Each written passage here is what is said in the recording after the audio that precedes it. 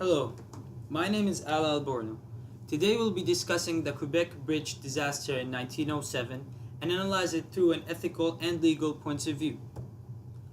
In 1882, the Quebec Bridge Company was granted the contract by the Canadian government in order to construct a bridge on the St. Lawrence River in Quebec. And joined with the railway company, the Quebec Bridge Company became the QBRC, the Quebec Bridge and Railway Company. And in 1903, QBRC hired Theodore Cooper as their main engineer consultant.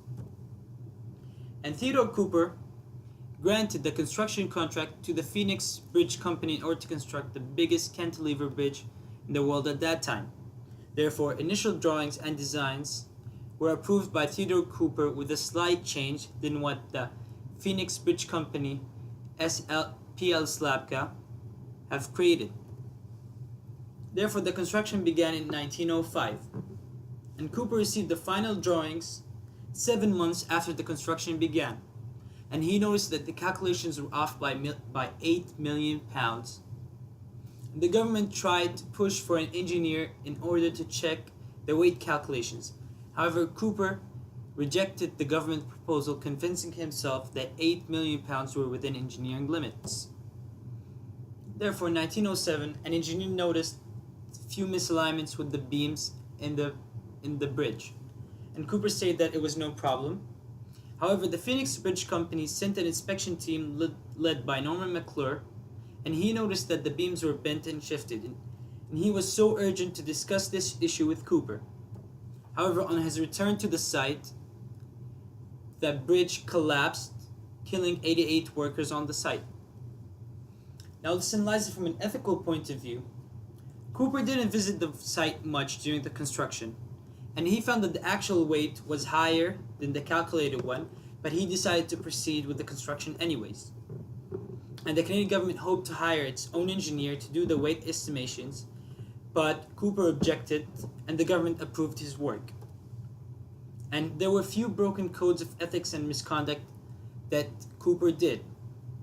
It's noted that it is the duty of the practitioner to public, to the practitioner's employer, to the clients, and to other members of the profession to act all time with fairness and loyalty to the associates, employers, clients, subordinates, and employees, to act all times with competence to perform of any professional engineering service that are undertaken, and to act with devotion to high ideals of personal honor and professional integrity, and their practitioner shall regard the public welfare as paramount, and to act to report situation that the practitioner believes may endanger the safety of welfare, and their practitioner should never practice negligence.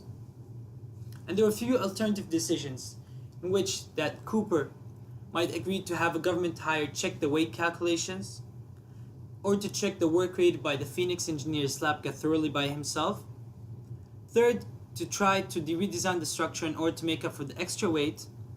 Fourth, to ask for other engineers in order to accommodate for the calculations mistake and help him with it.